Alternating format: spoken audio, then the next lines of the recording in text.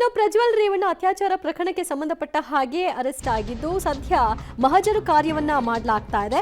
ಪ್ರಜ್ವಲ್ರನ್ನ ಹಾಸನಕ್ಕೆ ಕರೆತಂದು ಎಸ್ಐಟಿ ಸ್ಥಳ ಮಹಜರನ್ನ ಮಾಡಿದ್ದಾರೆ. ಸಂಸದರಾಗಿದ್ದ ವೇಳೆ ಬಳಸಿದಂತಹ ಸರ್ಕಾರಿ ನಿವಾಸದಲ್ಲಿ ಇವತ್ತು ಪ್ರಜ್ವಲ್ರನ್ನ ಕರೆತಂದು ಮಹಜರು ಮಾಡಲಾಗಿದೆ. ಹಾಸನದ ಆರ್ಸಿ ರಸ್ತೆಯಲ್ಲಿರುವ ಸಂಸದರ ನಿವಾಸ ಅದಾಗಿದೆ. ಇದೇ ನಿವಾಸದಲ್ಲಿ ಅತ್ಯಾಚಾರ ಆಗಿದೆ ಎಂಬುದಾಗಿ ಸಂತ್ರಸ್ತೆ ದೂರನ್ನ ಕೊಟ್ಟಿದ್ರು. ಅದರ ಹಿನ್ನೆಲೆಯಲ್ಲಿ ಸಿಐಡಿ ಎಸ್ಪಿ ನೇತೃತ್ವದಲ್ಲಿ ಇವತ್ತು ಸ್ಥಳ ಮಹಜರನ್ನ ಮಾಡಲಾಗಿದೆ.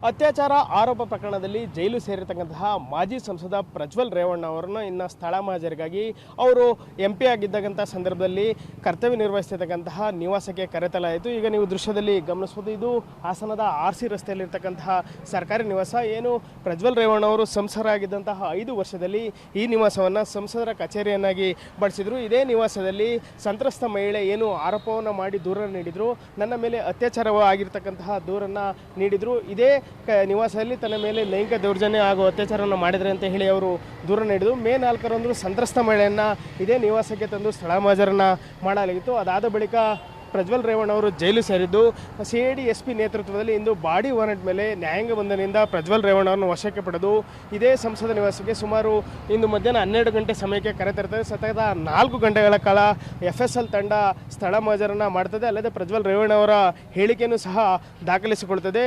ಇದೇ ಸಂದರ್ಭದಲ್ಲಿ ಇಲ್ಲಿಗೆ ಊಟವನ್ನು ಸಹ ಅವರು ತರಿಸ್ಕೊಳ್ತಾರೆ. ಪ್ರಜ್ವಲ್ ರೇವಣ್ಣ ವಿರುದ್ಧ ಏನು ಸಂತ್ರಸ್ತ ಮಹಿಳೆ ಆರೋಪವನ್ನು ಮಾಡಿದರು, ಹಾಗಾಗಿಯೇ ಮೇಲ್ಭಾಗ ಇರತಕ್ಕಂಥ 2 ಏನು ಕೊಠಡಿಗಳಿದೆ, ಹಾಗೆ ಕೆಳ ಅಂತಸ್ತಿನಲ್ಲಿರ್ತಕ್ಕಂಥ 2 ಕೊಠಡಿಗಳಿಂದ ಅಲ್ಲೆಲ್ಲವೂ ಸಹ ಸಂಪೂರ್ಣವಾಗಿ ಸ್ಥಳ ಮಹಜರನ್ನು ಮಾಡಿ ಹಲವು ಸಾಕ್ಷ್ಯಗಳನ್ನು ಸಂಗ್ರಹಿಸಿ ಹೊರಟಿರ್ತಕ್ಕಂಥದ್ದು. ಪ್ರಜ್ವಲ್ ರೇವಣ್ಣವ್ರನ್ನ ಕರೆತಂದ ಸಂದರ್ಭದಲ್ಲೂ ಸಹ SIT ತಂಡ ಏನು ಪ್ರಜ್ವಲ್ ರೇವಣ್ಣ ಕಾರ್ಯದಂತೆ ಒಂದು ಪೂರ್ವ ಸಿದ್ಧತೆಯಾಗಿ ಬಂದಿದ್ರು ಅಂತ ದೃಶ್ಯಗಳಲ್ಲಿ ಕಾಣ್ಬೋದು. ಅದಾದ ಬಳಿಕ ಏನು ಸ್ಥಳ ಮಹಜರ ನಡೆಸಿ ಅವರು ಹೇಳ್ತಿರ್ತದೆ.